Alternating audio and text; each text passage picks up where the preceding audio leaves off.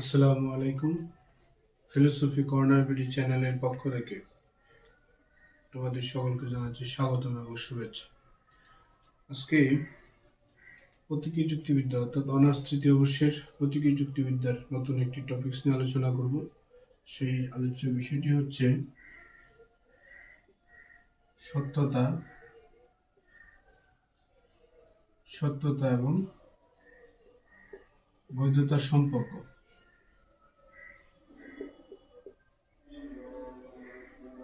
আজকে এটা নিয়ে আলোচনা করব, অর্থাৎ সত্যতা এবং বৈধতার সম্পর্ক। এটা অনেক সময় পরীক্ষায় আসে, সেজন্য আমরা আলোচনা নিয়ে আসছি। আজকে আলোচ্য বিষয়ের তাহলে আমরা প্রবেশ করি। সেখানে বলা হয়েছে যে প্রথমে আমরা আসি সত্যতার কি। সত্যতা হলো বচন বা উক্তি সম্পর্কিত একটি বক্তব্য, অর্থাৎ কোনো কিছুর বচন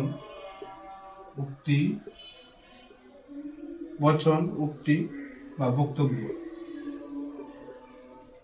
এই তিনটার সাথে সম্পর্কিত হচ্ছে সত্যতা। বচন, উক্তি, বক্তব্য এর সাথে সম্পর্কিত হচ্ছে সত্যতা। সাধারণত যখন কোনো বচন বা উক্তি বা বক্তব্যের সাথে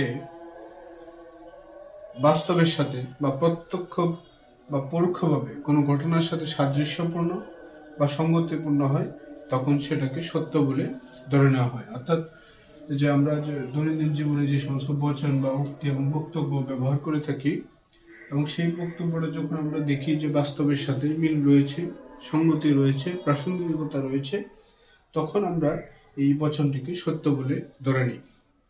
কিন্তু যদি কোনো চিন্তা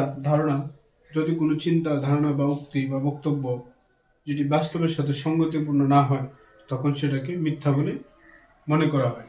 অর্থাৎ আমরা দৈনন্দিন জীবনে যে সমস্ত বচন, উক্তি, বক্তব্য ব্যবহার করি, সেটা যদি বাস্তবের সাথে মিলে যায়, সঙ্গতিপূর্ণ হয়, তখন সেটাকে আমরা সত্য বলে ধরে থাকি।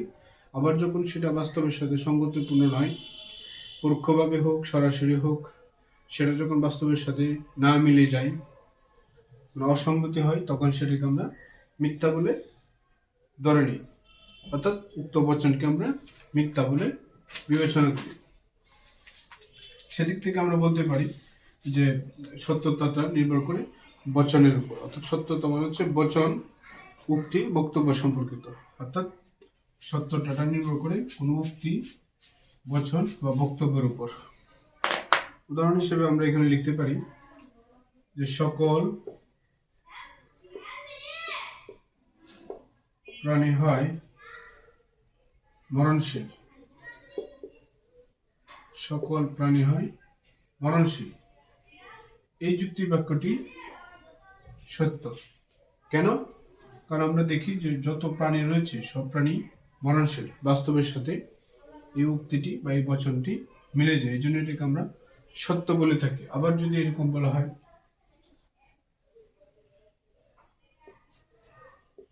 কোনো কাক নয় কালো, এই যে বচনটি আমরা বা বক্তব্যটি আমরা এখানে উল্লেখ করছি, সেটি আবার বাস্তবের সাথে মিলে না, বাস্তবের সাথে অসঙ্গতি। কারণ আমরা যত রকমের কাক দেখেছি সবই হচ্ছে কি কালো। অর্থাৎ এখানে বলেছে কোনো কাক নয় কালো, তাহলে বাস্তবের সাথে সেটি অসঙ্গতি। এই জন্য এই বচনটি হয়ে গেছে কি মিথ্যা, আর এই বচনটি হয়ে গেছে সত্য। কাজে আমরা বলতে পারি যে সত্যতা নির্ভর করে কোনো বচন, বক্তব্য ইত্যাদির উপরে, বা কোনো উক্তি ইত্যাদির উপরে। এখন আমরা আসি বৈধতা সম্পর্কে আলোচনা করি। যে বৈধতা কিসের সাথে সম্পর্কিত? বৈধতা হবে যে আমরা জানি যে সত্যতা হয় বচন বা উক্তির সাথে, ঠিক বৈধতা হবে যুক্তির সাথে। আমরা যে কোনো বচনকে আবার যুক্তি বলতে পারি না। যুক্তি হইতে হলে তার একটা আকার থাকতে হবে, যুক্তির কিছু শর্ত রয়েছে, সেইটি হচ্ছে বৈধতার সাথে সম্পর্কিত। অর্থাৎ সত্যতার সাথে সম্পর্কিত উক্তি বা বচন, আর বৈধতার সাথে সম্পর্কিত হলো যুক্তির, অর্থাৎ যুক্তির সাথে সম্পর্কিত হচ্ছে বৈধতা। অর্থাৎ যুক্তিবিদ্যায় বৈধতা বলতে যা বোঝানো হয়, অর্থাৎ যুক্তিবাদকে বৈধতা বলতে যেটা বোঝানো হয়, সেটা হচ্ছে যে আশ্রয় বাক্য থেকে আশ্রয় বাক্য থেকে সিদ্ধান্ত, যে সমস্ত আশ্রয় বাক্যগুলো আমরা যুক্ত বাক্য ইউজ করবো সেইখান থেকে যে সিদ্ধান্তটা নেওয়া হবে সেটি যথাযথভাবে মিশ্রিত হয়েছে কিনা বা অনুসরণ করা হয়েছে কিনা। অর্থাৎ যথাযথভাবে আশ্রয় বাক্য থেকে সিদ্ধান্তটি যথাযথভাবে বা মিশ্রিত হয়েছে কিনা বা সঠিকভাবে নিয়ম অনুসারে হয়েছে কিনা সেটা নির্ভর করে, তখন সেটি হবে বৈধতা। অর্থাৎ যদি আশ্রয় বাক্য থেকে সিদ্ধান্তটা যথাযথভাবে বা সঠিক নিয়মে নিঃসৃত হয় তখন সেই যুক্তিটি হবে সত্য। আর এটাই হচ্ছে বৈধতার সাথে সম্পর্কিত। অর্থাৎ যুক্তি হচ্ছে বৈধতার সাথে সম্পর্কিত। আর যুক্তিটা কখন সত্য হবে? যখন আশ্রয় বাক্য থেকে সিদ্ধান্ত যথাযথভাবে বা নিয়ম অনুসারে যদি হয়ে থাকে সেক্ষেত্রে যুক্তিটি হবে সত্য, অর্থাৎ যুক্তিটি হবে বৈধ। অর্থাৎ বৈধতার সাথে সম্পর্ক হচ্ছে যুক্তির, আর যুক্তিটা হতে হবে আশ্রয় বাক্য থেকে, যুক্তি থেকে মানে আশ্রয় বাক্য থেকে সিদ্ধান্তটা যথাযথভাবে নিঃসৃত হয়েছে কিনা, এটাই হচ্ছে বৈধতা।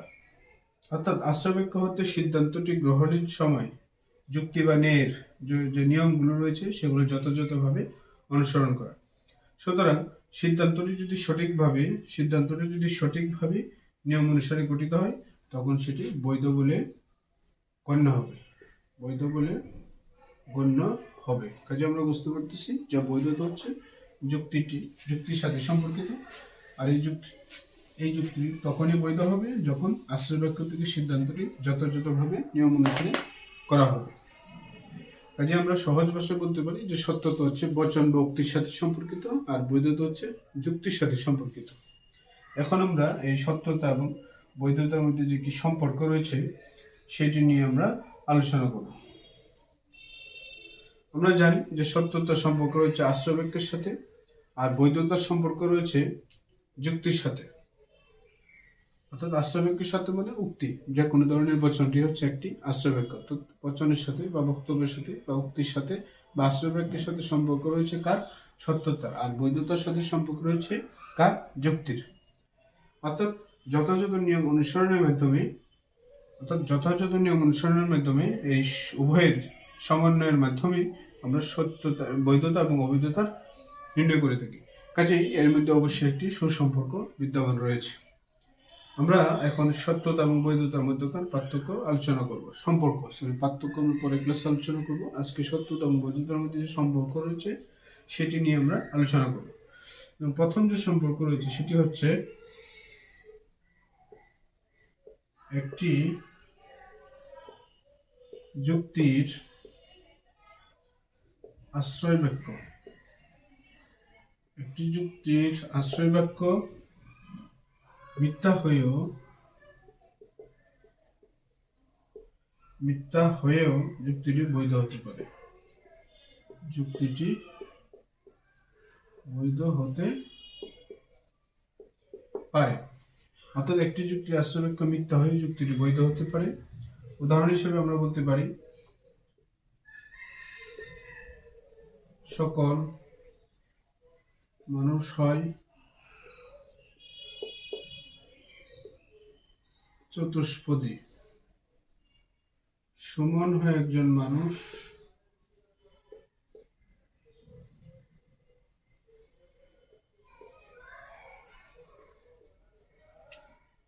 সুতরাং সুমন হয় চতুষ্পদী প্রাণী। তাহলে কি বলছে যে একটি যুক্তির আশ্রয় বাক্য যদি মিথ্যা হয় তারপরেও যুক্তিটি বৈধ হতে পারে। কেন? কারণ আমরা জানি যুক্তি বৈধ হতে হলে যথাযথ নিয়ম অনুসারে সিদ্ধান্তটি হয়েছে কিনা এটি আমরা দেখার বিষয়। তাহলে আমরা যদি দেখি যে সকল মানুষ হয় চতুষ্পদী, তাহলে বাক্যটি মিথ্যা। সুমন হয় একজন মানুষ, এটা সত্য। বচনটিও চতুষ্পদী প্রাণী। অর্থাৎ সিদ্ধান্তটা যেভাবে আসছে, যে আশ্রয় বাক্য থেকে সিদ্ধান্ত যেভাবে আসছে সেই পদ্ধতিটি সঠিক। অর্থাৎ যেভাবে আসার কথা ঠিক সেভাবে এসেছে, কিন্তু আশ্রয় বাক্যটি মিথ্যা, তারপরেও যুক্তিটি কি হবে? বৈধ হবে। তাহলে এটি একটি সম্পর্ক। আরেকটি সম্পর্ক নিয়ে এখন আমরা আলোচনা করব, সেটি হচ্ছে যে অর্থাৎ এখানে যে আমরা আলোচনা করছি যে আশ্রমিক এবং সিদ্ধান্ত মিথ্যা হওয়ার আরো যুক্তিদ্বয় বৈধ বলে বিবেচিত হয়েছে, কারণ এখানে যে ন্যায় অনুমানের নিয়মসমূহ সঠিকভাবে মানা হয়েছে। আমরা 2 নম্বরে যেটি পাই সেটি হচ্ছে আবার আশ্রয়বাক্য সঠিকভাবে গঠিত হলেও যুক্তিটি অবৈধ হতে পারে। এটা হচ্ছে 2 নম্বর। এখানে কি বলা হয়েছে যে আশ্রয়বাক্য সঠিকভাবে গঠিত হলেও যুক্তিটি অবৈধ হয়ে যেতে পারে। যেমন সকল হাঙ্গরের ডানা আছে, সকল স্তন্যপায়ীর ডানা আছে, সুতরাং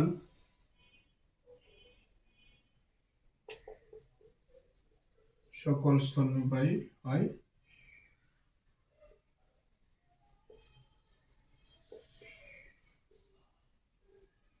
হাঙ্গর।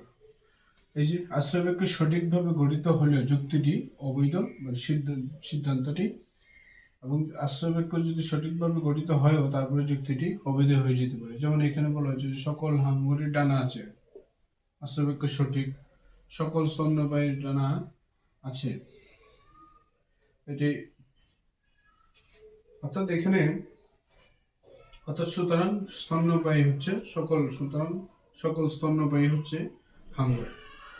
এই যে এখানে আশ্রয়বাক্যগুলো সঠিক এবং সিদ্ধান্তটা এখানে কি হয়েছে, যে সিস্টেমটা এসেছে সেটিও অবৈধ। কেন? কারণ আশ্রয়বাক্য সঠিক হলেও এখানে আশ্রয়বাক্যগুলো সঠিকভাবে গঠিত হয়েছে, তারপরেও যুক্তিটি অবৈধ হয়েছে। কেন? কারণ আমরা এখানে এটা মিথ্যা পেয়েছি, অর্থাৎ সকল স্তন্যপায়ী হাঙ্গর হতে পারে না। তাহলে দেখা গেল যে আশ্রয়বাক্য মিথ্যা হইলেও কি হইতে পারে, যুক্তিটি বৈধ হতে পারে। যে একটি আশ্রয়বাক্য এবং সিদ্ধান্ত মিথ্যা হওয়া সত্ত্বেও বৈধ হওয়ার সম্ভাবনা রাখে। আবার আশ্রয়বাক্য সঠিকভাবে গঠিত হলে যুক্তিটি অবৈধ হতে পারে, কেননা এখানে মধ্যপদজনিত অনুপপত্তি ঘটেছে। অর্থাৎ মধ্যপদজনিত যে সমস্যা আমরা জানি যে মধ্যপদজনিত অনুপপত্তি এখানে ঘটেছে, এজন্য এটি আশ্রয়বাক্য সঠিকভাবে গঠিত হলেও যুক্তিটি অবৈধ বলে বিবেচিত হয়েছে এই মধ্যপদজনিত অনুপপত্তির কারণে। 3 নম্বরে যে পার্থক্য রয়েছে সেটি হচ্ছে কিছু বৈধ যুক্তি শুধু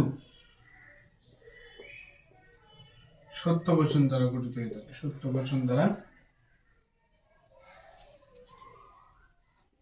গঠিত হয়ে থাকে। 3 নম্বরে কি বলা হয়েছে যে কিছু বৈধ যুক্তি শুধু সত্য বচন দ্বারা গঠিত হয়ে থাকে। যেমন উদাহরণ, সকল সরীসৃপের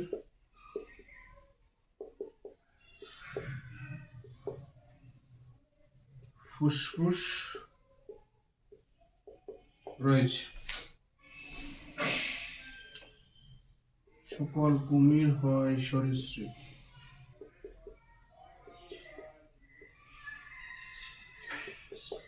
সুতরাং সকল কুমিরের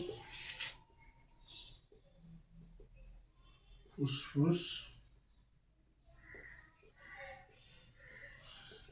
রয়েছে। উক্ত যুক্তিটি বৈধ। কেন বৈধ? কারণ এখানে সঠিক যুক্তির যে সঠিক নিয়ম সেই নিয়ম অনুসারে, অর্থাৎ আশ্রয়বাক্য থেকে সিদ্ধান্তটি যথাযথ নিয়ম অনুসরণ করে করা হয়েছে, সুতরাং এখানে কোনো অবৈধতার কিছু নেই, সুতরাং যুক্তিটি বৈধ। কাজে আমরা অনেক সময় দেখি যে আশ্রয়বাক্য এবং সিদ্ধান্ত মিথ্যা হলেও যুক্তি বৈধ হতে পারে, আবার অনেক সময় আশ্রয়বাক্য সিদ্ধান্ত সত্য হওয়া সত্ত্বেও যুক্তিটি অবৈধ হতে পারে। আবার অনেক সময় আমরা দেখি যে একটি যুক্তি সবসময় কি হয়, সত্য বচন দ্বারা প্রতিষ্ঠিত হয়, তখন সেটা অবশ্যই বৈধ হয়। এক্ষেত্রে আই এম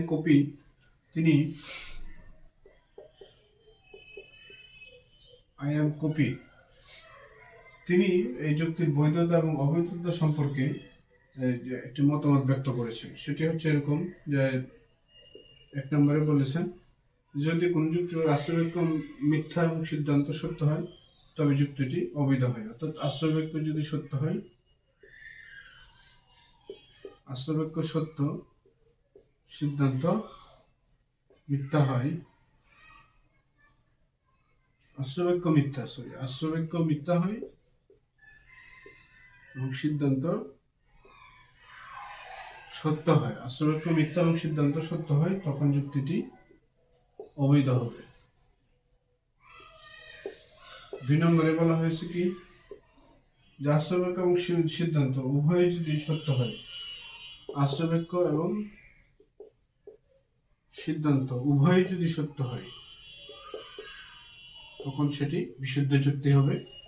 3 নম্বরে তিনি বলেছেন যে আশ্রয়বাক্য এবং সিদ্ধান্ত উভয় যদি সত্য হয় তাহলে যুক্তিটি সত্য হবে। 4 নম্বরে বলেছেন যে আশ্রয়বাক্য মিথ্যা এবং সিদ্ধান্ত সত্য হয় তবে যুক্তিটি বৈধ বলে গণ্য হবে। অর্থাৎ যদি আশ্রয়বাক্য মিথ্যা এবং সিদ্ধান্ত সত্য হয় তবে যুক্তিটি বৈধ বলে গণ্য হবে। তো আমরা সম্পর্ক নিয়ে আলোচনা করছিলাম। অর্থাৎ আমরা আবার যেটা বলতে পারি যে আসলে সিদ্ধান্তটি সঠিকভাবে অনুসরণ করাই হচ্ছে বৈধ। এখানে বাস্তব জগতের সাথে সাদৃশ্য বা মিল হওয়াটা শর্ত নয়। যে আমরা জানি সত্যতা হচ্ছে বচন বা উক্তি বা যেটার সাথে বাস্তবে মিল রয়েছে, সঙ্গতি রয়েছে, সেটা হবে সত্যতার সাথে সম্পর্কিত বিষয়। আর আশ্রয়বাক্য থেকে সিদ্ধান্ত যথাযথ নিয়ম অনুসরণ করা হয়েছে কিনা সেটি হচ্ছে বৈধতার বিষয়, এবং সেটি অবশ্যই বৈধতার সাথে যুক্তির একটি সম্পর্ক রয়েছে। আর যুক্তিটি আশ্রয়বাক্য থেকে সিদ্ধান্ত একটি যথাযথ নিয়ম অনুসারে হবে। কাজে আমরা বলতে পারি যে সত্যতা এবং বৈধতার সাথে একটি ভালো সম্পর্ক রয়েছে। আমরা পরবর্তীতে সত্যতা এবং বৈধতার মধ্যে যে পার্থক্য রয়েছে সেই পার্থক্য নিয়ে আমরা আলোচনা করব। তো আজকে এই পর্যন্তই। আল্লাহ হাফেজ।